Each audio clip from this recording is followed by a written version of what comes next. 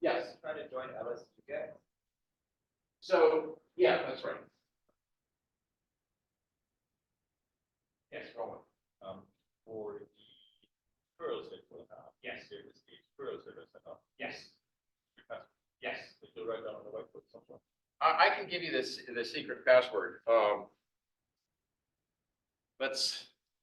You should already have an account by this time, though, Roland, right? But you don't. Okay.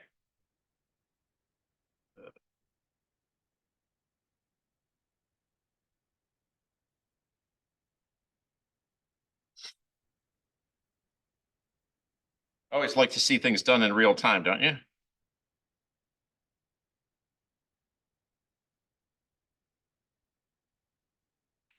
There's your secret code. Withered Vampire 2. That's the code you need to make a login onto our server, our virtual server. It's just the Einstein.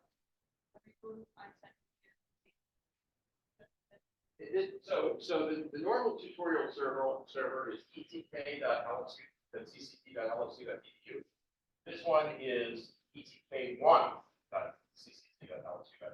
Must be your machine. If you want to go there now, you can. We don't have a tutorial until the end of the day. So just briefly, that's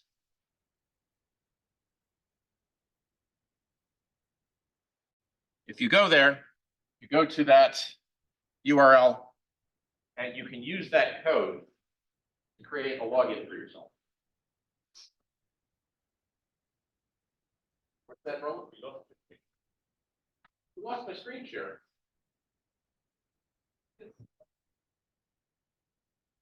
Or are you still just seeing this? Or did I just share the slides? Is that what happened? All right. Hold on. This meeting is being recorded. Okay.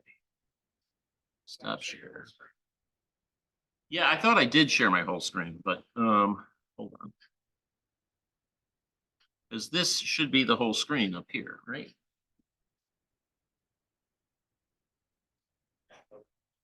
All right. So there's the code and there's the server for the tutorials.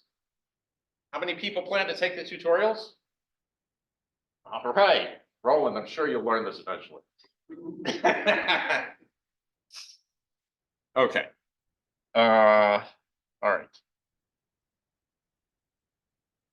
So I guess what I can do, since I've allocated a half hour for myself and took 10 minutes, I can start on my next thing, which is going to be me anyway. Introduction to the Einstein Toolkit. Any further questions before I do? How much memory do you need to run that Einstein Toolkit? It depends. So the amount of memory that you need depends on the number of grid functions you're going to use. Each grid function goes distributed data structure. And the Einstein Toolkit will calculate how much memory it's using to display it to you. I can't vouch for how accurate that number is, but I think it's pretty close to the memory it uses. There was a time when we had our first supercomputer here, Supermicro first, when the memory used for the black hole simulations was just about enough to fill the node. So the thing would run intensively on all the memory, and then like half the time, we'd lose a node or two. Ryoji Takahashi was a student at the time. He was the bane of the sysadmins. He would come in there and crash nodes every day. But nowadays we have much beefier memory per node, and it's usually not a problem. So it's less than a terabyte? Yes. Yes. No, you're not gonna get that high. We used to run, as I say, the original black holes used to run in a gigabyte per core. Okay. So I mean, that can be a terabyte if you have enough cores, but usually it's not going to use a terabyte on a single node. Okay. So if you get a gaming machine with 4 gigabytes. Yes, you should be able. So running on your gaming machine shouldn't be hard. Difficulty is up until this point in time, you couldn't really use the GPU, which is where most of your horsepower is. So with Carpet X, that's going to change. Okay. Any other questions? All right.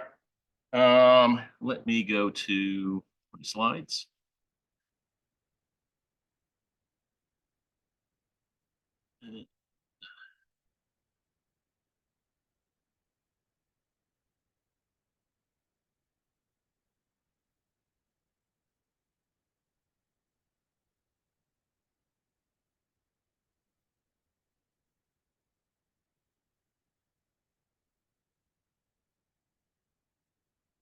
All right.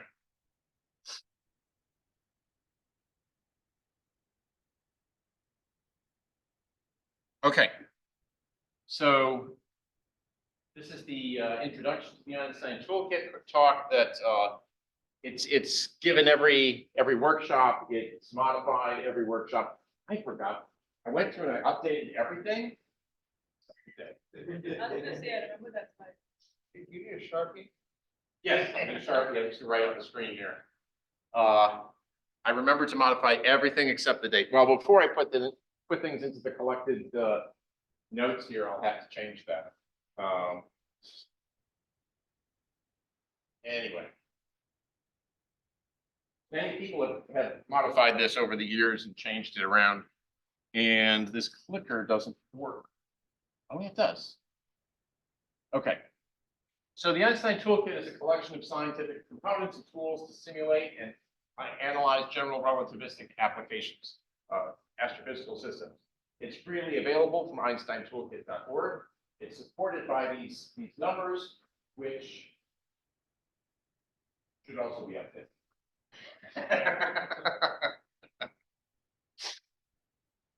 So that's definitely the last thing you'll see that needs to be updated. Okay, so it's a state-of-the-art set of tools for numerical relativity, and it's all open source. Currently, there are 417 members from 290 sites and 49 countries. So if you want to become a member, there's a place on our website where you can say, hey, I'd like to be a member. And that declaration is all it takes. And then we put you on the list of members and send you emails if you opt in. And why wouldn't you? You won't get that many emails, but you know, okay.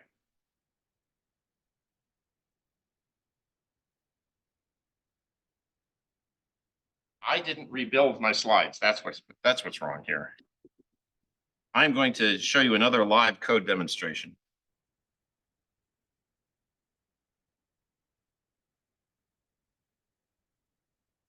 LaTeX is probably on a par with complexity compared to the Einstein Toolkit, right? So that's one presentation. Yes.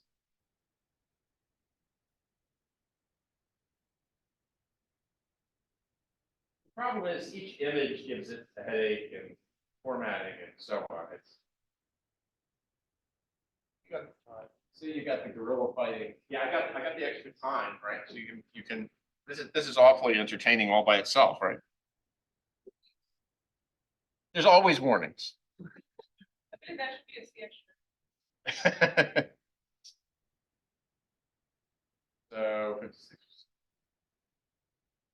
Gotta be almost done.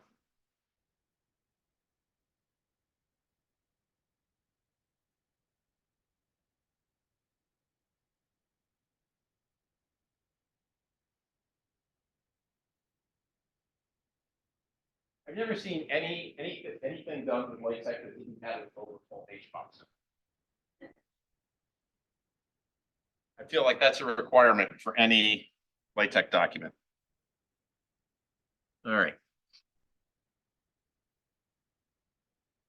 And let's get back to that slide.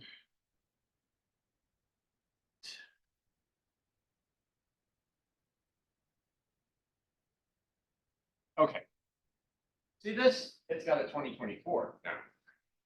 And these numbers are slightly bigger.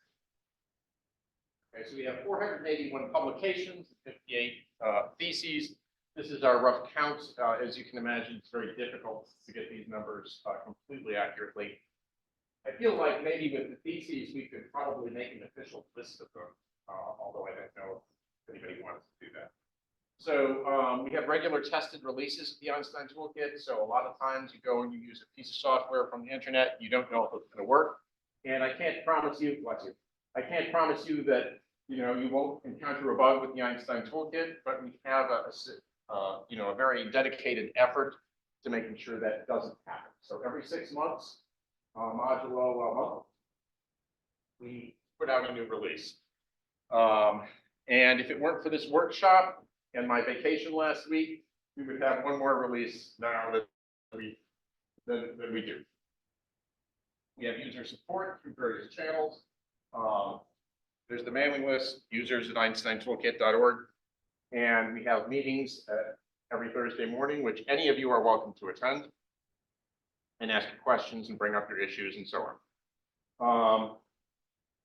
Down here, we have a list of we have pictures of our maintainers, current people who have put their heads on the chopping block to say that they will help make sure that this toolkit does what it's supposed to. You could have your picture there someday if you chose.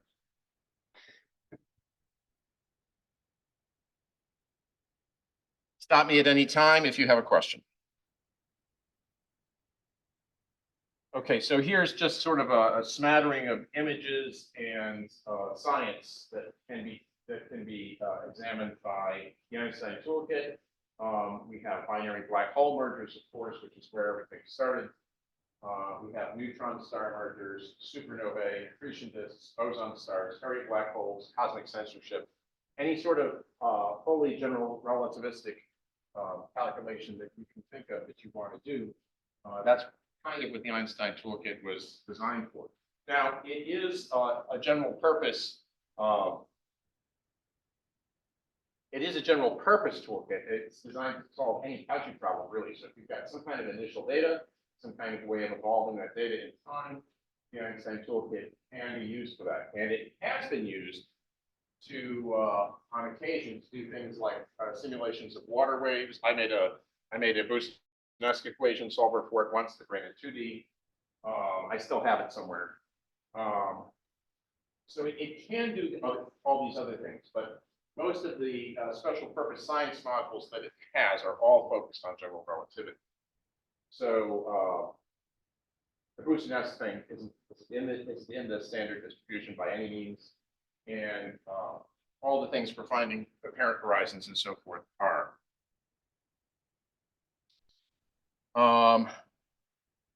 We name each of our releases after a famous dead scientist, and we try to alternate between male and female scientists.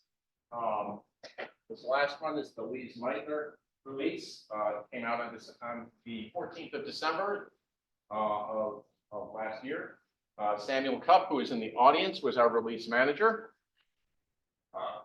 Brief applause for Sam. I was his assistant manager, which meant, you know, I just said, "You're doing a good job, Sam." But I'm going to be release manager for this one, so anyway, you don't. That's the purpose of this secondary role, is you get to do it the next time if you're the assistant. Ideally, if you are joining our toolkits and you want to take on this role, the assistant position is to sort of prepare you for doing the release manager. So our new release has many new features. It is I really thought I'd modify this slide. So one of the things that it has that I left off, apparently, is Carpet X. Carpet X is our new driver thorn, which has been, we've been working on for many years. Is going to make it possible to use GPUs. We have the first release of the framework neutral Grail thorns that Sam will be telling you about. And we have the DNS data thorn, which was added to support SGRID, which, if you don't know, is a tool for generating binary neutron star initial data, amongst other things. Any questions?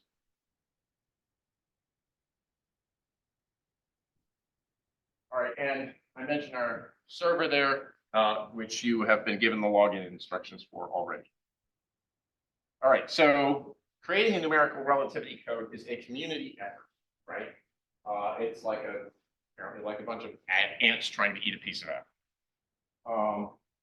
And why do we do it? So there are computational challenges. So here's our first computing device. We couldn't do black holes with that. We have had various other computing devices over the years. Hardware keeps changing, its capabilities keep changing. The things that are required to use it keep changing. This isn't the current, yeah. So, you know, we try to keep our codes running on the latest computers, and here's an example of one. And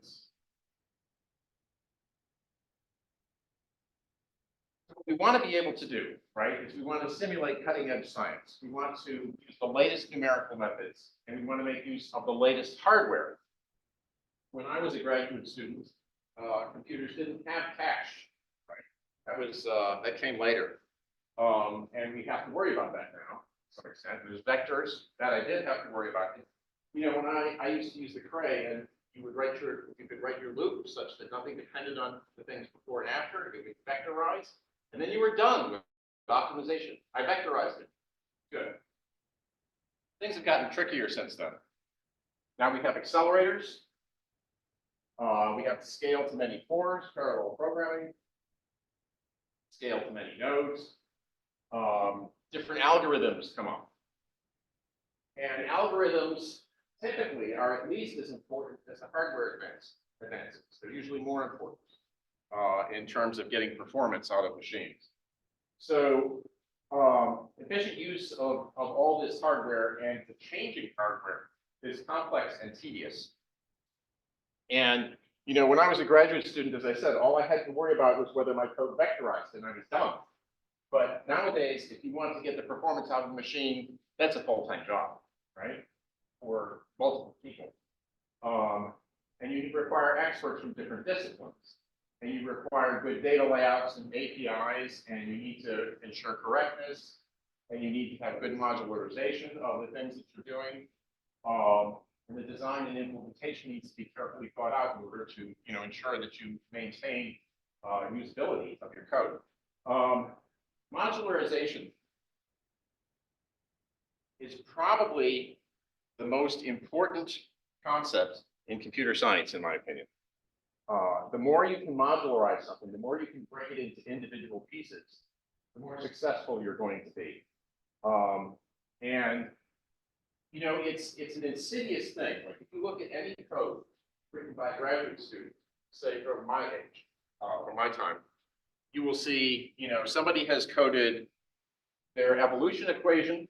They got it copied 3 times because they're doing Runge-Kutta. And they've got, you know, if it's time to print out written in there. And all these things show up in the same loop. And that looks fine, right? If you're just a ordinary, you know, if you're a physicist who happens to program, you write something like that, and it looks fine, you think you're okay, but you're not. What you've done is you've mixed up all the different concerns into one thing. You've got your parallelism, you've got your time integrator, you've got your physics, and you've got your output. It's all sort of mashed together. And then when you ever want to go to change anything, it becomes hard. What Cactus does, but it's designed, one of the things it does, and one of the main reasons it's been successful, is because it forces you to modularize things at almost every step. And yes, you could still probably do better, but it does a lot in terms of making you modularize things. It forces, it says, you know, you don't do your own IO, you use an IO thorn. And you might think IO is a trivial thing. It's not anywhere near as important or as hard as my physics. But you know what? It's probably the major bottleneck for your code, right? Because most of your time is going to be spent in output.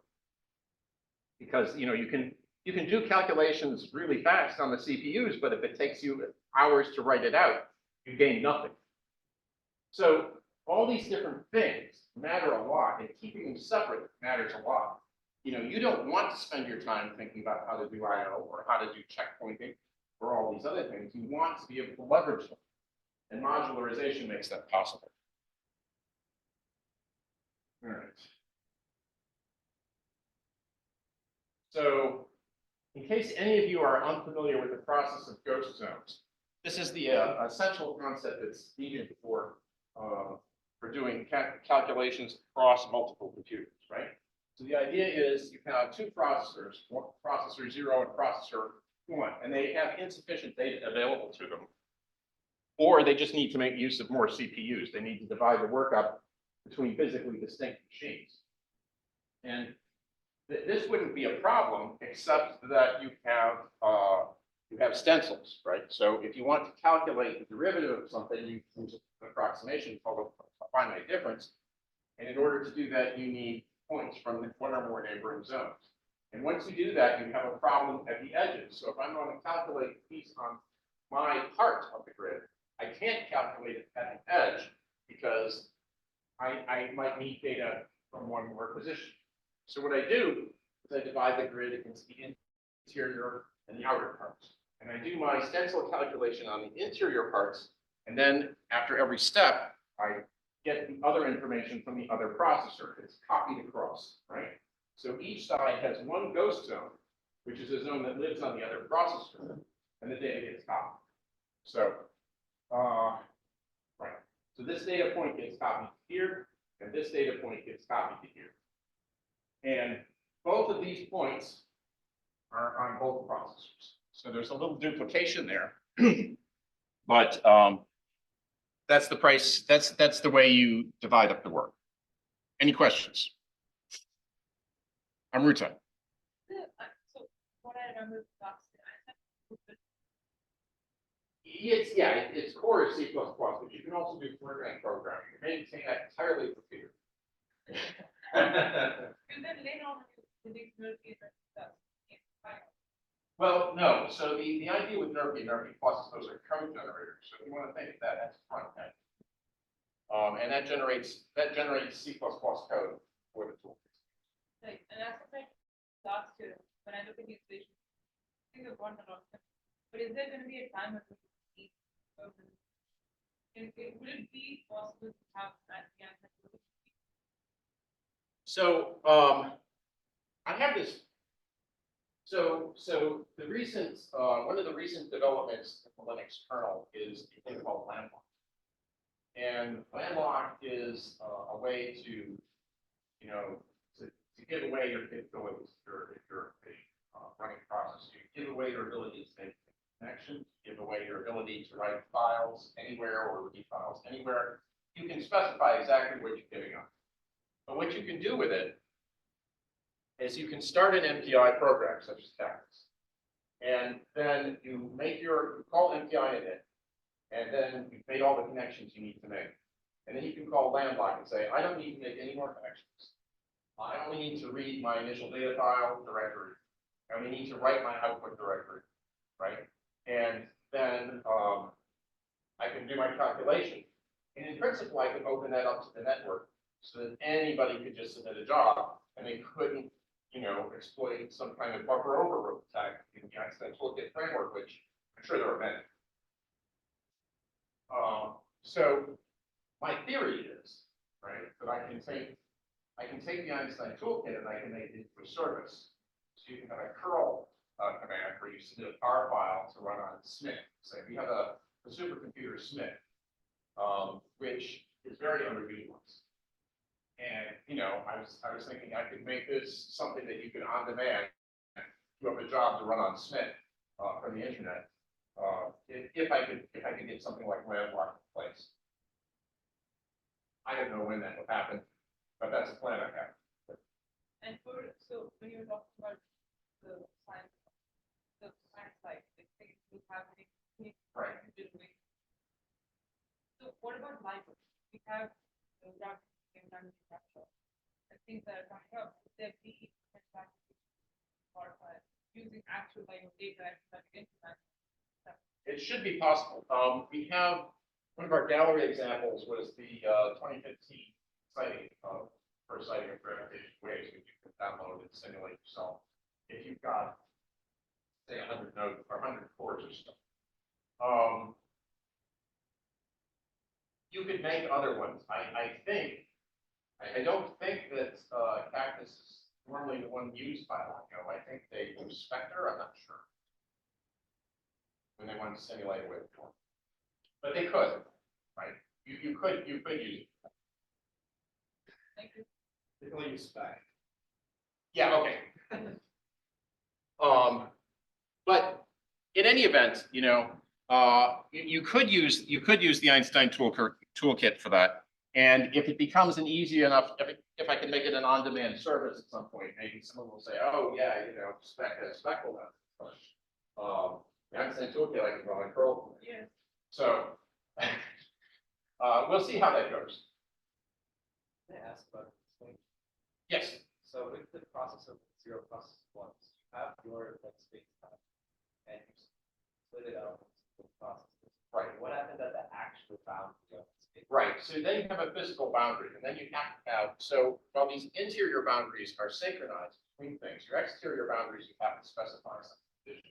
And there are standard, and it's just like in math, right, if you want to solve an equation, you have to specify your boundary conditions. So they can be constant, they can be extrapolated.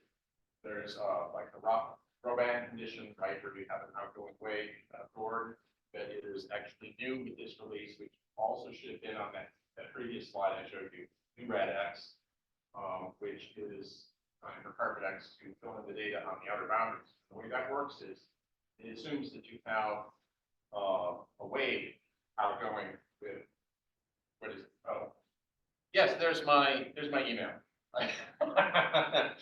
It assumes you have an outgoing wave with some kind of 1 over R to the n components to it. And it extrapolates the data to try to have no reflections. So you have to supply a boundary condition for the outer boundaries. And ideally, you do your synchronization in your physical boundaries at the same time. So you do your calculation of the interior, you update all your exteriors, you go to the next step. Okay. Any other questions? I can't see any raised hands. If somebody sees a chat, please just shout at me, because I might not notice. All right. Okay, so if you want to look at this, that ghost zone picture another way, it's kind of like this. Start out with a computational domain, and if I was just working 2 dimensions like this, I could chop it into 4, and then I could look at it this way also, right, where I have my ghost zones here, right? At least the amount of memory used for all 4 of these is a bit more than this. And if I use higher order methods, higher order derivatives, and I cut these cells down to very small, then I can wind up with a situation where I'm using much more memory, much more memory here than I use here. So there's a balancing act. Every time you do anything in computer science or computational science, you're making trade-offs and doing a balancing act. And what we really try to do in these simulations is use a more complex grid than what I've just shown you. Right, what we really need we want to have a spherically shaped outer grid because that's better for extracting waves and modeling them accurately. Well, in the interior, the geometry is harder to adapt to. So we wind up with these refined grids near the black holes or neutron stars or whatever we happen to be colliding. And those live inside a rectangular mesh, and that rectangular mesh lives inside these 6 different logically rectangular meshes, which model the spherical outer part of the black hole. So this is a sort of representation of how many simulations have been done. It's not the only way to do it, but it is a good way to do it. And the point is, if you're a Cactus programmer, right, what you're thinking about as when you're writing your physics code is how to update something on a logical box. So this blue thing is a logical box. This green thing is a logical box. This highly refined thing in here is a logical box, right? You just write your code with, how do I update my right-hand side? And Cactus can do all these other pieces for you. So it becomes very powerful.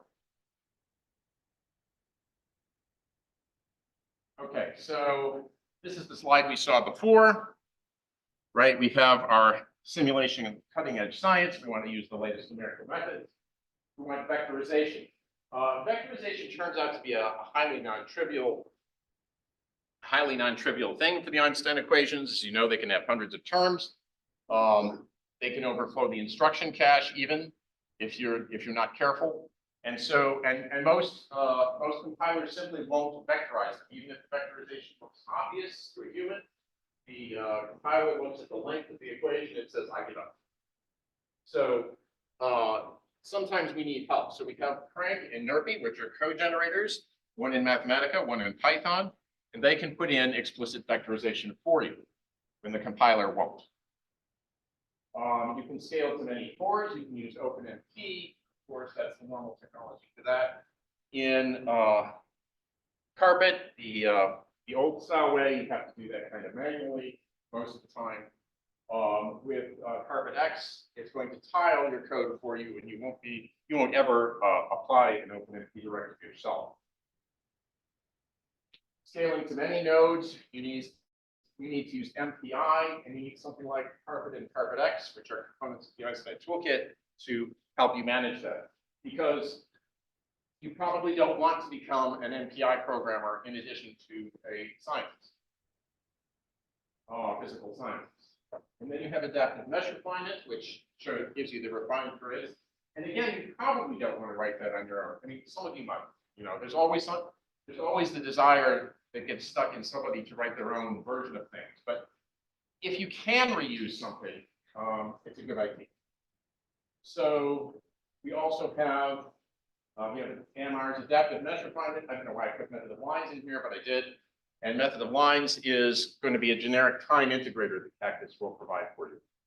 So that means that if you want to use RK4 or RK3 or some kind of other strange time derivative, you can Adams Bash for it. You can use iterative Crank-Nicholson, whatever you want to use. In principle, it's a parameter file change. Right? It doesn't directly impact your code. How am I doing on time? When did I say I was going to be done? Okay. I've got 48 more minutes, so I've got tons of time. Great. Stutter. I could stutter. Jokes. Yes, jokes. Did you hear the one about? Okay. GPUs. So GPUs are the biggest problem in recent programming. I don't think it's possible to overstate how much of a problem they have been for scientific codes. And getting performance out of them has always been hard. But anyway, Carpet X is hopefully the way forward on getting the performance out of the GPU. So you, as the programmer of a scientific code, still have to only specify how to do something on the logical box. This time you need to supply a lambda function. But with that lambda function, Carpet X should be able to do the rest. And there's my email again. Hopefully nothing embarrassing comes up.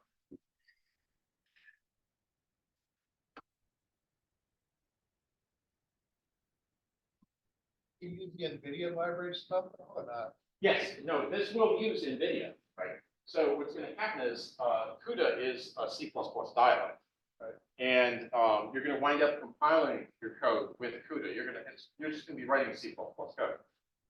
But you're going to, as I say, you're going to write this lambda function. You're going to pass it to this. You'll see how it works later. Jay Collini is going to give you a tutorial on how to use Carpet X.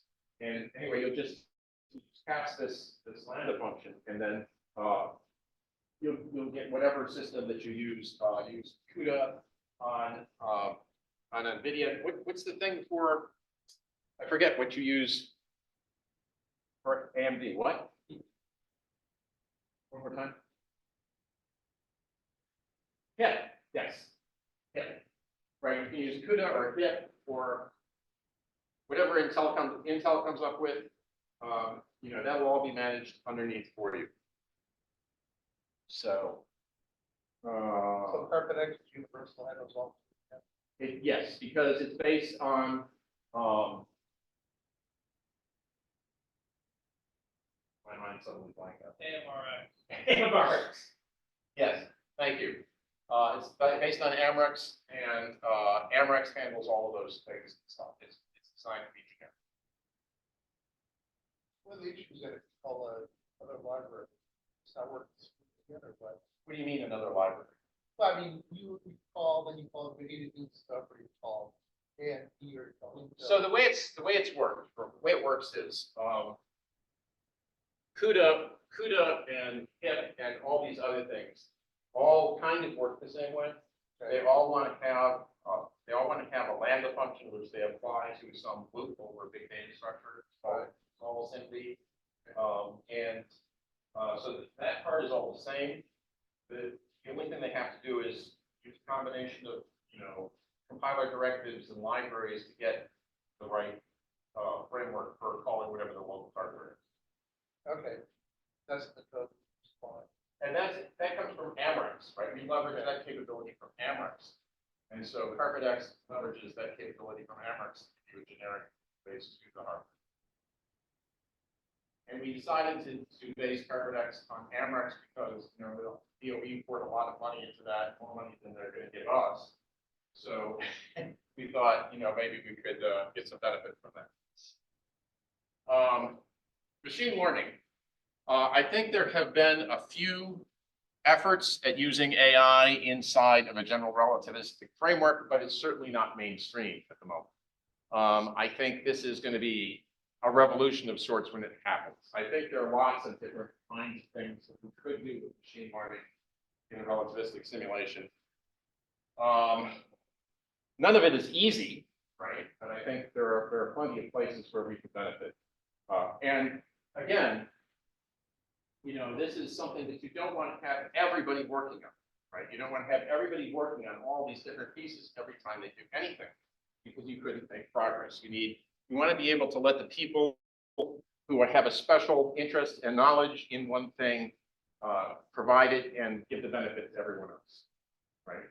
And then FPGAs, I don't know if we'll ever use those things, but maybe, you know, maybe there's some real value in it. And maybe there's some other different hardware, you know, ASICs. Can you imagine a special purpose silicon for cats? I don't know. I don't think that's likely to happen. But we're getting to a point in hardware development where that sort of thing might be possible, right? Neuromorphic processors. I just put that there because it's another thing, right? And then finally, qubits. We're going to actually have a talk about quantum computing towards the end, so stay tuned. It is possible to do things like black hole simulations with qubits. I don't think anybody has tried it. I think the quantum computing machines aren't quite up to the task yet, but in principle they can. And, you know, it's always been a nightmare of mine that somebody is one day going to hand us a board that says, you know, it's got a vector processor, it's got a bunch of cores, it's got a bunch of AI cores, it's got some FPGA processors, it's got, you know, a neuromorphic processor, and it's got some qubits. Get all the performance out of this. You know, and hopefully it won't ever be quite that bad.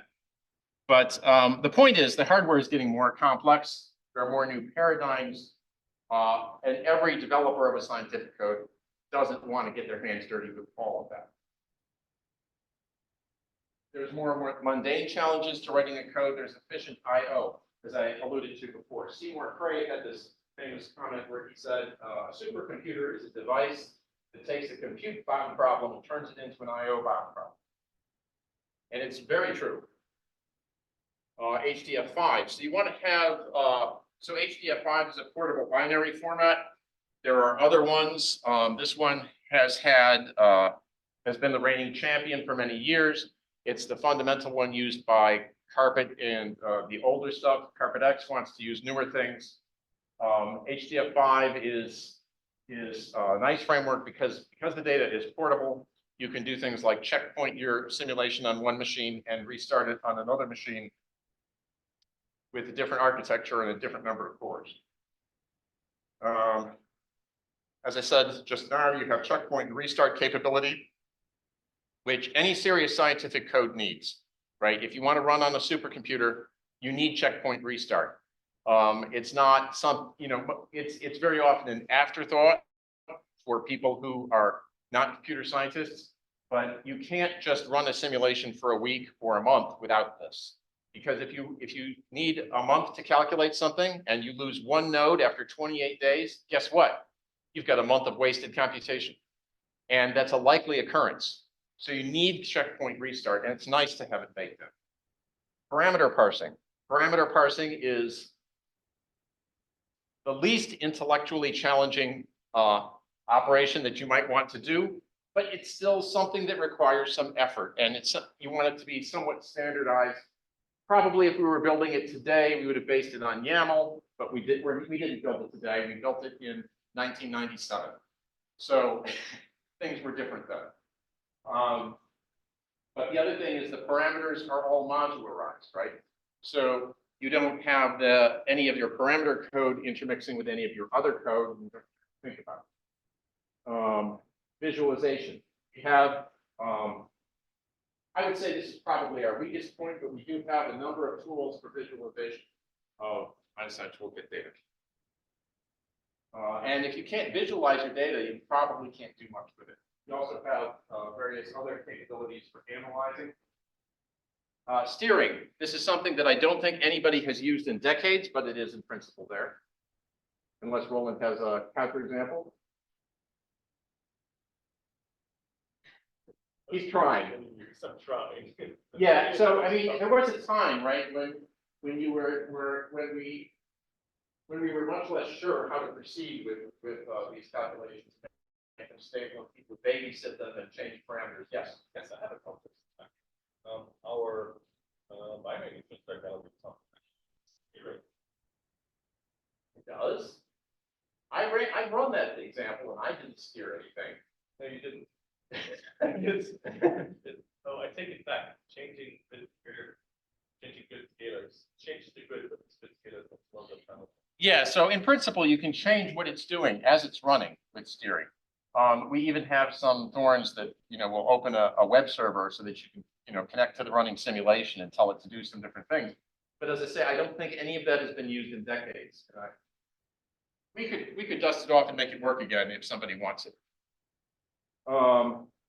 Okay, so collaborative challenges. So we've talked a lot about the computational challenges to doing numeric relativity, but in reality, the collaborative challenges are the biggest problem, right? I mean, it's the fundamental thing that makes human beings successful is not so much our intelligence, which it's a necessary but not sufficient thing. We have to be able to communicate. We have to be able to get along with each other, or otherwise, whatever great ideas are in your head never get out, right?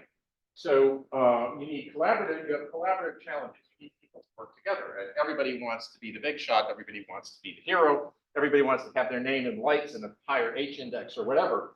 But if we focus on ourselves only, we're not going to get anything done.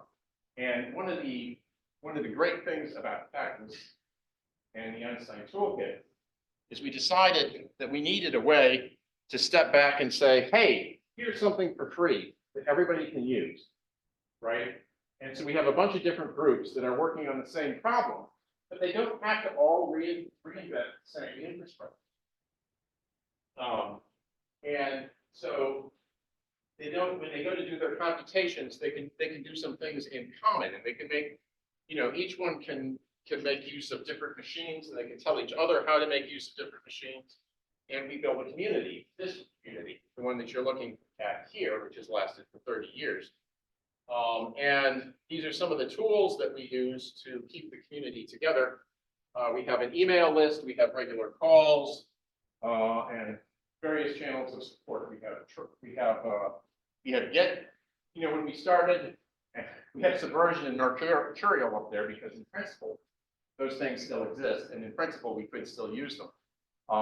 But at the time the Einstein Toolkit was created, nobody had heard of it or was using it, so we had to make use of various other things. And we have a wiki. This is terrible because currently our wiki is down and in need of maintenance. I won't be able to get to it for at least a week. We have workshops like this one. And so those are the things those are some of the tools we use to communicate and sort of the blood flow of our community. And then we have our problems, we have competition.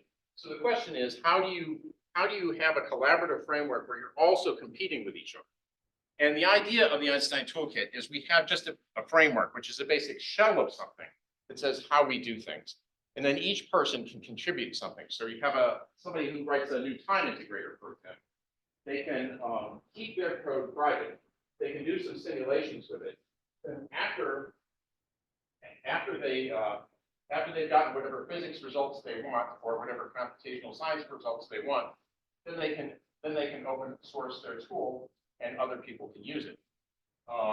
So that's the way we deal with competition, right? Is you have two phases where you do things. First, you do your thing in private, get your credit, and then you give it back. And if you want to beef up your H index or your recognition, I think the best way to do that is to write a tool that everybody uses at every sites, right? So you find some way to do something and then give it away. That's probably the best way to do it. Standards. And I heard this quote, standards are like toothbrushes. Everybody has one, nobody wants to use anyone else's. And there's some truth to that. But to the extent that we try not to use our own toothbrush, we can make more progress in science, right? So, and by using a common framework, we collaborate on a certain set of standard ways of doing things. And we have cactus units, which are not the imperial metric, but it's an example. We have an HDF5 as a standard for storing data. Tools. So we have C++, C, Perl, and Fortran. Most of the glue and infrastructure parts of Cactus are written in Perl, and that's because it was written in 1997. Of course, if we were writing it today, we would have used Python. Python is a bit prettier, but this is our history. We work on various platforms. Ideally, you should stick to Linux as much as possible, but you can run on Mac. Windows, you can run on through WSL. I wouldn't try it a different way.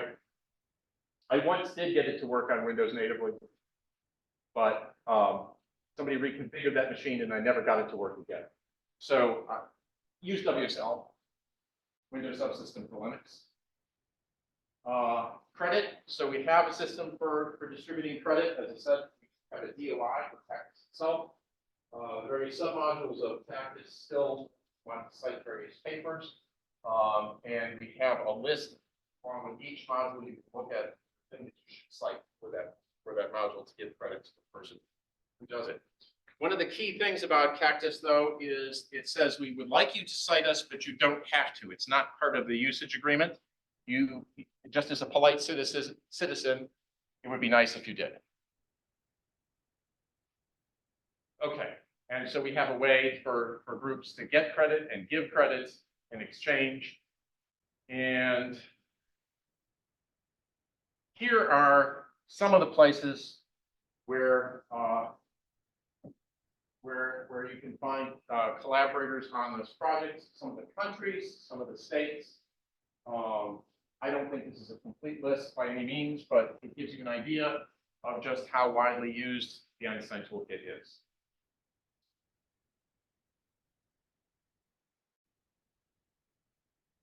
So our goals are community driven. We're a core computational tool for general numerical physicists, but for general purpose too. You can use Cactus and the Einstein Toolkit for things that are not numerical. It is possible. So the fundamental components are Cactus, the flesh, which does almost nothing except act as a glue. That's sort of a standard way for these things to interact. We have the simulation factory, which is a series of Python modules which are designed to make it easier to compile and manage simulations done with the Einstein Toolkit. One of the things that the sim factory does is it encodes information about each machine.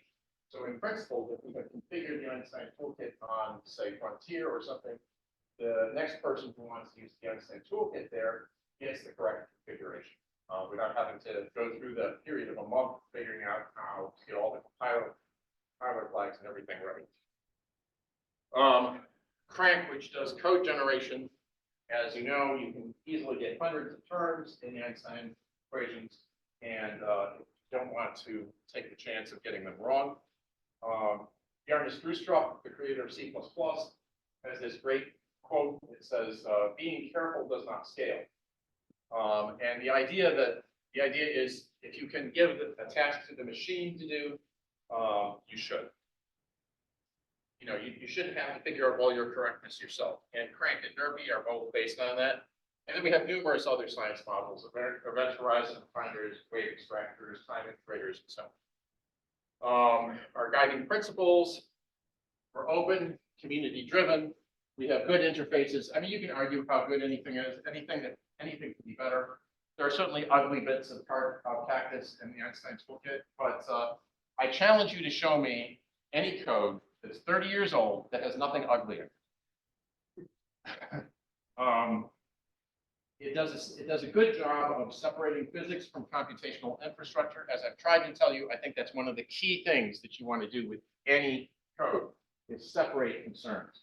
And you want to separate physics from I/O, from numerical integration, from parallelization. All those things should be distinct and separate. And it's production-ready code.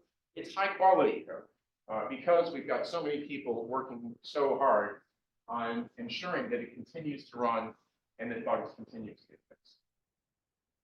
So Cactus started out in 1997, the brainchild of a scientist called Paul Walker, who left us because, you know, ironically enough, we talk about all this credit stuff. He had trouble getting credit for work he did, which is a big, long story. But anyway, we have these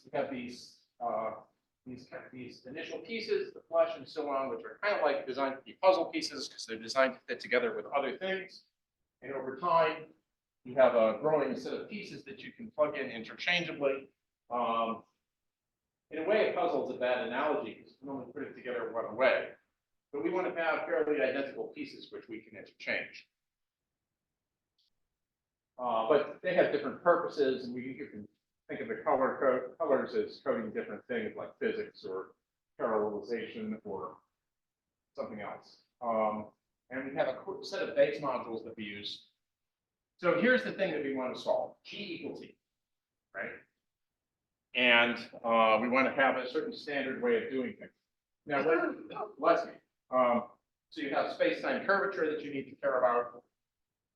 You have constants, by the way.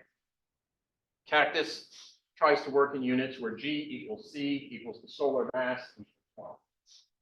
So those are called Cactus units. And generally speaking, if you don't want things to go wrong, you should probably think in those coordinates when doing your simulations with that. So this should really just be 8pi. We have matter that you care about, the team you knew, right? And then with all those things, you've got other concerns, you know, within matter. You've got hydrodynamics, electromagnetism, scalar fields, particle radiation.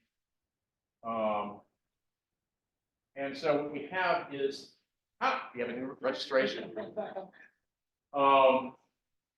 There's a module called ADM base, which has the standard ADM variables for 3+1 evolution. And we have them there not because we use the old ADM evolution methods, but because they provide an interface, right? You can always say, hey, this is how I construct the space-time in those variables, and I can convert to and from as needed. And similarly, we have TMU new base, where you can get to the components of stress energy tensor. And you have MLVSSN, which is McLaughlin VSSN, and that is a space-time evolution, which is going to make use of ADM base and TU base. And then we have GR Hydro. GR Hydro is going to make use of hydro base and CU base and ADM base. Right, and we have initial data thorns, which are going to make use of those things. So the idea is, you can switch out various hydro and spaceline modules and initial data modules, but they all can communicate with these same ADM, TMU, and hydro base, and in principle can be developed independently. Right, you can switch out your space-time evolution method and your GR hydro modules, right, and they should all work together. And there's some more, right? There's Illinois GRNHD, there's PROCA, there's Lean, Bicol, various other pieces that fit into this same interface. So again, the guiding principles is somewhat of a repetition. We have open, community-driven software. We separate physics from computational infrastructures.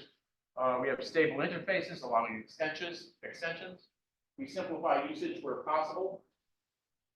We want to be able to do science. We want for students to learn about how to do things and what, how these different components work. And we can't give you all of the things. My battery is running low. All right.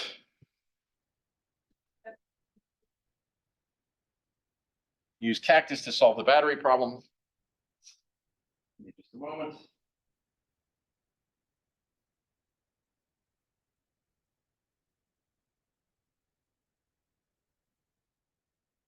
Having little pouches for things with cables on them is very helpful.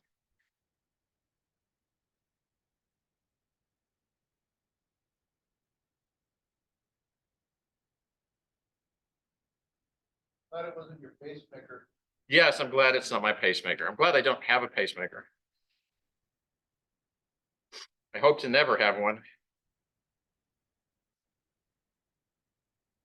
All right.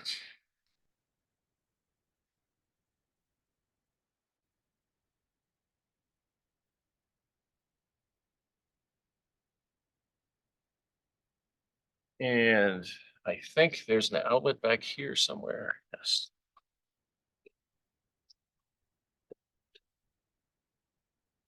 All right. I remember as a graduate student, being in a crowded auditorium watching one of my advisors, Larry Smart, give a presentation. And, here is this great scientist talking about all this complex stuff. And I watched him sit there fighting with his PowerPoint, with his overhead projector for like 10 minutes before he was talking. Something's very wrong with the way we're doing things. All right. So I think we're getting better on this, but maybe not. Okay, so the Einstein Toolkit can't give you all of those things, but it can give you a start at least at most of them. So as I said, it's open and free source. There's no requirement to cite anything. However, we request that you do. There's the DOI that you can cite. Maybe the ET or Cactus papers, those things were the way we did things before we had the DOI.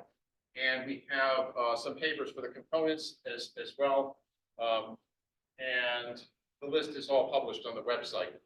And we had this comment, soon auto-generate list of citations during simulation run. And that still isn't there, and that was on the last version of these slides. So I'm talking to Roland and I said, why don't we get this first word committed after this talk? Leaving it here should help motivate us to do it. So we don't have to say soon again for this. And in that spirit, we have cutting edge and future things. We have the new driver thorn Carpet X, which was in the last release finally. We have the new Hydrothorn Aster X, which should be soon. It's not going to be in the June release, but it will be maybe after that. In this coming release, we're going to have new Rad X, which will provide the outer boundary conditions, radiative boundary conditions for the Carpet X framework. Python code generator whole output from NERPy. So there are various. So Zach has a number of modules that do this, and I have efforts in there as well. I wanted to rewrite it to use NERPy 2. Unfortunately, I didn't succeed in doing that before this workshop. So I have this here to motivate myself to make sure it's running again before the the Amsterdam workshop. This is for Peter. We're promising cover support in Salesforce 1B code. I think that's not there yet. But we did have it on the last slide, so I thought I'd keep it as a reminder of where we want to go. So Carbon X was added, the Grail, HDX, the Grail, thorns were added to this, this release that isn't quite out yet, as well as, and then there, no, I'm sorry, Grail is in the last release, right? Grail and the Grail HD, which is the pure Hydra, that are already in. Right. And then there's updates and stuff. Right. So it's new and old. And then, as I said, we have ENS data for importing escrow initiative. And I think there should, in addition to a Cactus server through Perl, I think it would be nice to have something like escrow available. Okay, so that's basically it. This is our website. We have tools for high performance computing and numerical relativity. We're open source. We have a worldwide community, and we're used in high-end research. There have been awards and things given to Cactus throughout the years. We're going to be in the next spec benchmark. I'm almost 100% sure. We've had 2 previous spec benchmarks. And we are supported by these Brandt numbers, not the ones you saw on that first slide. Although the old ones and the new ones are there. All right. And that is the end. Does anybody have any questions? Yes. The way I think that seen recently, what did you type in a sentence to describe the program and it's auto generated? Right. Then 2 is the full database stuff, gone through, found a bunch of errors and made recommendations on it. Right. Are those efforts happening all or not? So, as far as I know, there's very little being done with AI in general relativity. I have, my experience with AI code generation is you cannot trust it. I mean, it is often a good first cut at things, but you simply cannot trust it. And then you have to decide, you know, do I want to let the AI generate a code and then spend my time debugging what it came up with, or is it easier to just write something? And I think that a better use of AI is the other thing you said, is to say, here's a piece of code I wrote. Do you see any problems with it or anything I can improve? And then the AI can often make useful suggestions. This is just sort of using it in a generic way, not in a numerical relativity specific way. AI is generally good for any sort of problem where I don't care how I got the answer, but I can check that the answer is right. And there's a lot of places where we can do that, right? A lot of places where we don't care how we got the answer. So a gauge condition, perhaps, could be one example of something where we don't care. Any gauge condition is right? We don't have to know that there's not one way of doing it. So we could let it come up with a gauge condition, so long as it's smooth and so on, which is fine. That might be a place to use it. New radx could potentially use it to figure out the 1/r behavior near the boundary. I think there are papers using AI for doing cons of prim. Yeah, so there's some for doing cons of prim, which is part of the Hydra formulation, which is also a place where it could be useful. I think it could be useful in the initial data because AI is good at analytics. So I think there's lots of places where it could go. Most of them it hasn't gone there. Other questions? What about the Amazon Web Services? We could run through there, I suppose. I don't know that anybody's built car files for that. I mean, some factory files for that. I mean, there's no inherent problem with running there. It's just that, as far as I know, all scientists have access to free stuff. Yeah, I And mean, right. it's really quick, nothing like that. They don't support substance like physics, so I just do that. That's Right, but there's, yes. Oh, I'm sorry. Yes, I guess I can't hear your question. So the question is, compute resources, like, can you use it through Amazon? And as I said, I don't think anybody has made some factory files for Amazon, which I think they could. I said that most universities have free clusters to use, but Amruta says, they don't always. So my response to that is, make sure you ask, because a lot of times people, I find people are unaware of LSU's computing resources and become substantial. And I have to steer them there. The other thing is there's this thing called access. I think it's called access. Yeah, you can apply for time through access to get time on big machines that way. I think even if you're a student, you should be able to get some substantial amount of time there. And so I would definitely exhaust that avenue before I went to Amazon. But even if you want to go through Amazon, your university may have paid for some amount of Amazon time. It might be able to apply.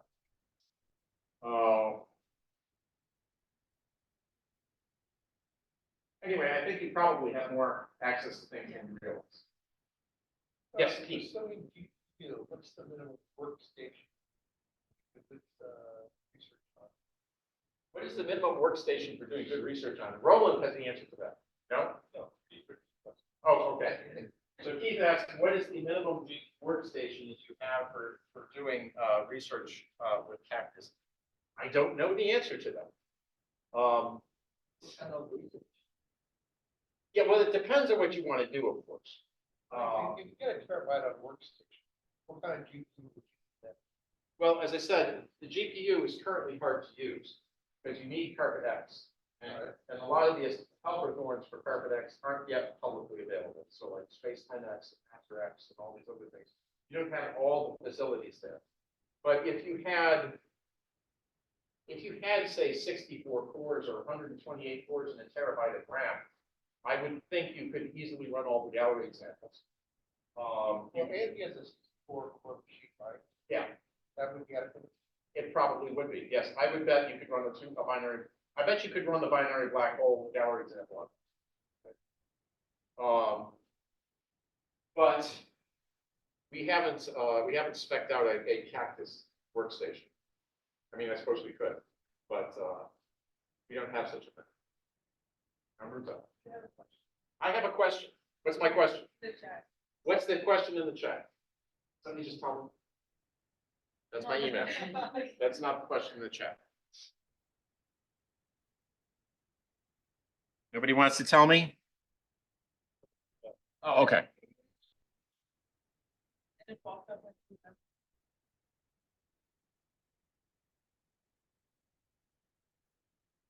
I don't have my glasses. Might have been a private message, so direct me. Okay, it was a private message. Oh. Yeah, if anybody has a question, you can just put them in the chat and somebody will yell at me and tell me what they're. So there's an underutilized machine on campus here There's a ton of machines on campus. that are underutilized. Yeah, one in particular, Smith, is underutilized. It's one of these, remember when Intel had these 5 processors that they were making a big deal out of, and then they discontinued them a year later. They all ended up here. Well, we have a 5 machine, and that's called Smith. Okay. And mostly people just use it for the CPUs, but it is underutilized and it's old, but it's, it's there. Yes. Hey there, I have a question. Arda? Can somebody give me the rest of that question?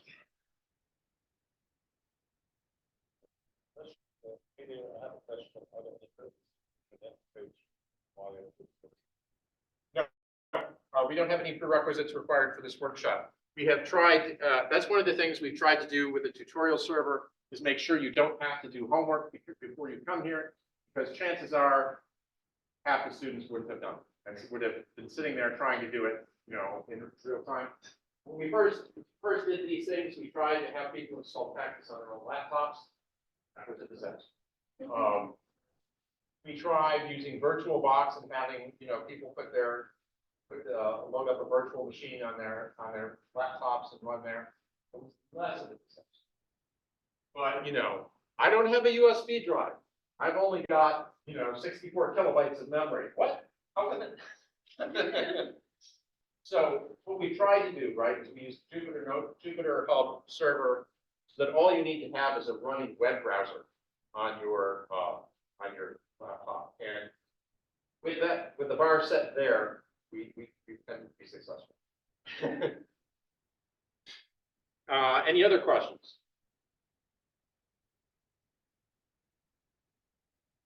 All right, I think I'm done.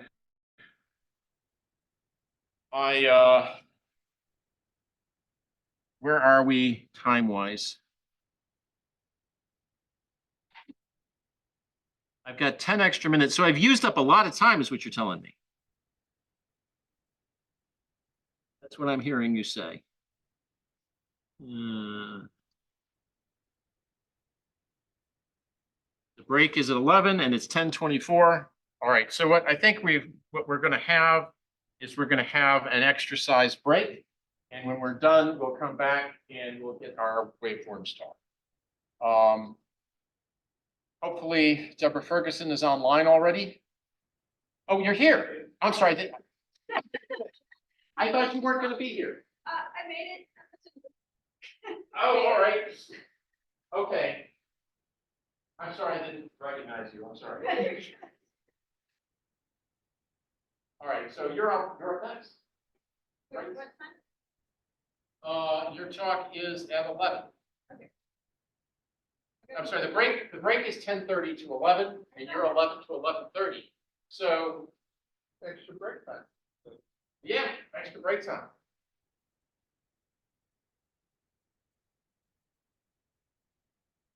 It's okay.